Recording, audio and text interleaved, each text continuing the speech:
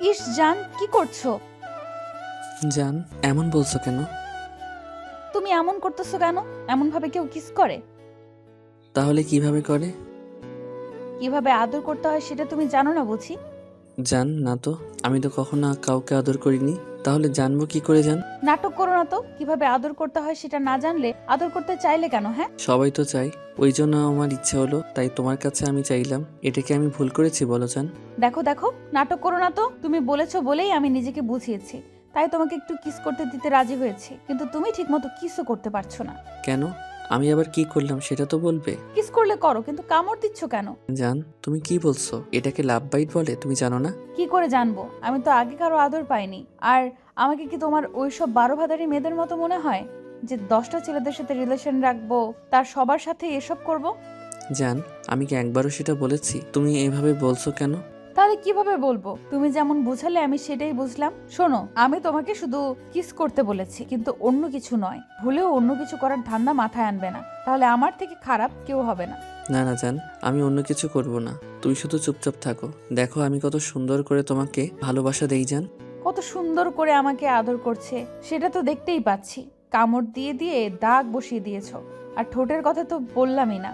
আর বলছো সুন্দরভাবে আদর করছো। এরকম ভাবে কিস করা তোমাকে কে শিখিয়েছে? কে শিখাবে জান? বললাম তো, কখনো কাউকে আদর করিনি। তার উপর আজকে তুমি ফার্স্ট, তাই হয়তো একটু ভুল হচ্ছে। প্লিজ একটু মানিয়ে নাও। দেখো এরপর থেকে আর এরকম হবে না।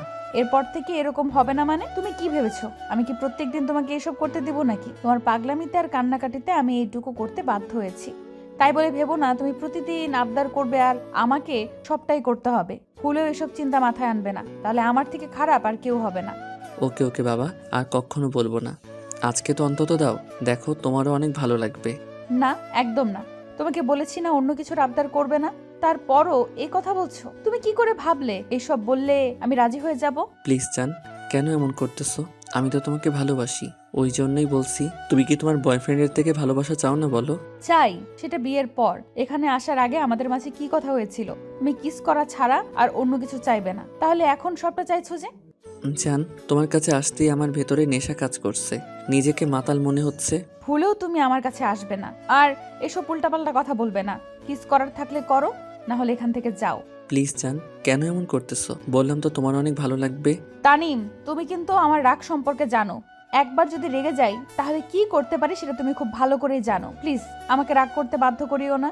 তারপর উল্টাপাল্টা একটা কিছু করে ফেলবো, না হলে তোমাকে এমন কিছু বলবো যার জন্য তোমাকে কষ্ট পেতে হবে। তানিম হিয়াকে বারবার রিকোয়েস্ট করতে লাগলো, কিন্তু হিয়া যে একবার বলেছে সেটা থেকে নড়চড় হবে না। হিয়া তানিমকে বলে দিল শুধু কিস করা পর্যন্তই যেন থাকে, কিন্তু তানিম ওর কাছে আসার পরে নিজেকে বারবার হারিয়ে ফেলছিল। হারিয়ে যেতে ইচ্ছা হচ্ছিল হিয়ার মাঝে। প্রচণ্ড নেশাই কাজ করছিল তানিমের মাঝে, তাই বারবার হিয়াকে সম্পূর্ণটা দিয়ে ভালোবাসতে ইচ্ছে করছিল, কিন্তু হিয়া কিছুতেই রাজি হবে না। তাই তানিমও মেনে নেয় হিয়ার কথা, শুধু কিস করার জন্যই ওর কাছে। আর তখনই বিপত্তি ঘটে। তানিম ওর ঠোঁট নিজের দখলে নিয়ে কিস দিতে লাগলো। 10 মিনিট কিস করার পর একটা সময় তানিম হিয়াকে ছেড়ে দেয়। হিয়া চোখ জোড়া বন্ধ করে রেখেছে। তানিমের মনে হলো হিয়াকে আরেকটু আদর দিলে ও রিয়াক্ট করবে না। তানিম আর দেরি না করে কয়েকটা ড্রিপলি কিস করে। ও বুঝতে পারলো হিয়া একটু একটু করে উত্তেজিত হয়ে যাচ্ছে। হিয়া মুখে যতই বলুক আদর করতে দিবে না, কিন্তু একবার আদর করতে শুরু করে দিলে সেখান থেকে আর ফিরে আসার মতো কোনো অপশানই থাকবে না। হিয়াও কোনো এক ভালোবাসার আর সুখের সাগরে নিজেকে হারিয়ে ফেলতে চাচ্ছিল, তাই খুব শক্ত করে চোখ বন্ধ করে রেখেছিল। তানিম বিষয়টা বুঝতে পেরে ওকে বেডে শুইয়ে দেয়, তারপর ওর দিকে ঝুঁকে ওকে আদরের মাত্রাটা বাড়িয়ে দিতে থাকে। একটা পর্যায়ে যখন হিয়া প্রচন্ড পরিমাণে উত্তেজিত হয়ে যায়, হিয়া ওকে একটু বাধা দিচ্ছে না, উল্টো ওর স্পর্শগুলো হিয়ার শরীরে পড়তেই ও পাগলের মতো তানিমকে নিজের সাথে মিশিয়ে নেওয়ার চেষ্টা করছে। তারপর তানিমও নিজের পুরো কন্ট্রোল হারিয়ে ফেলে আর হিয়াকে সম্পূর্ণ ভালোবাসায় আবদ্ধ করে নেয়। তানিমের সুখের স্পর্শগুলোতে হিয়ার শরীরে অজানা অনুভূতি আর শিহরণের সৃষ্টি করে। ও দুহাত তানিমকে খুব শক্ত করে নিজের সাথে আঁকড়ে ধরে। হিয়ার চোখের কোণ বেয়ে অশ্রু গড়িয়ে পড়তে থাকে। তানিমের সেদিকে কোনো খেয়ালই নেই। ও হিয়াকে ভালোবাসায় আবদ্ধ করে নিতেই ব্যস্ত। তানিম হিয়াকে প্রচন্ড পরিমাণে আদর করে দেয়। তারপর দুজনে ক্লান্ত হয়ে ঘুমিয়ে পড়ে। পরদিন সকালে তানিমের ঘুমটা ভাঙতেই ওর কালকের কথা মনে পড়ে। ও খেয়াল করে হিয়া ওর পাশে নেই।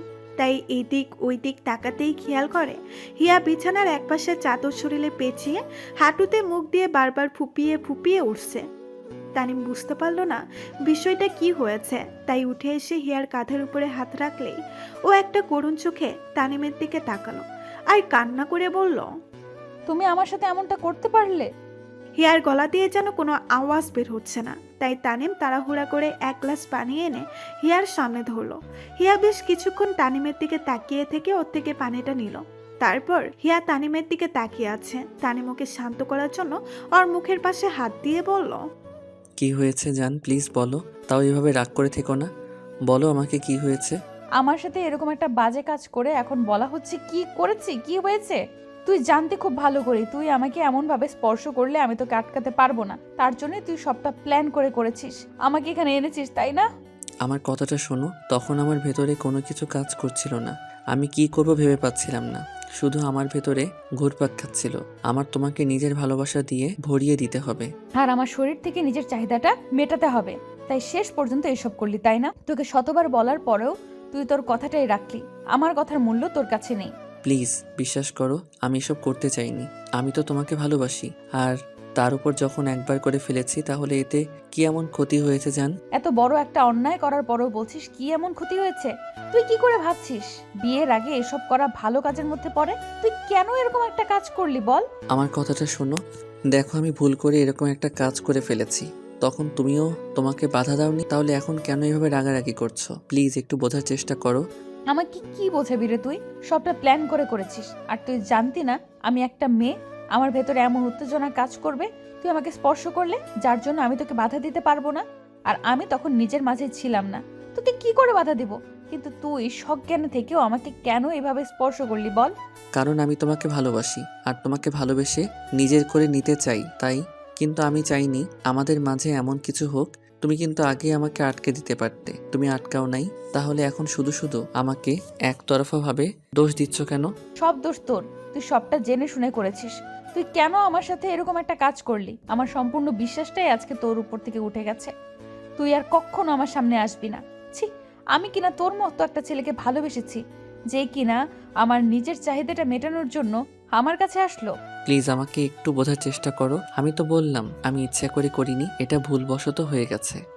হিয়া জোরে জোরে কান্না করতে লাগলো। কিছুতেই তানিম ওকে বোঝাতে পারছে না। তানিম প্রথমে হিয়াকে আদর করতে চায়নি, কিন্তু পরবর্তীতে নিজেকে কন্ট্রোল রাখতে পারেনি, তাই এমন কিছু হয়ে গেছে।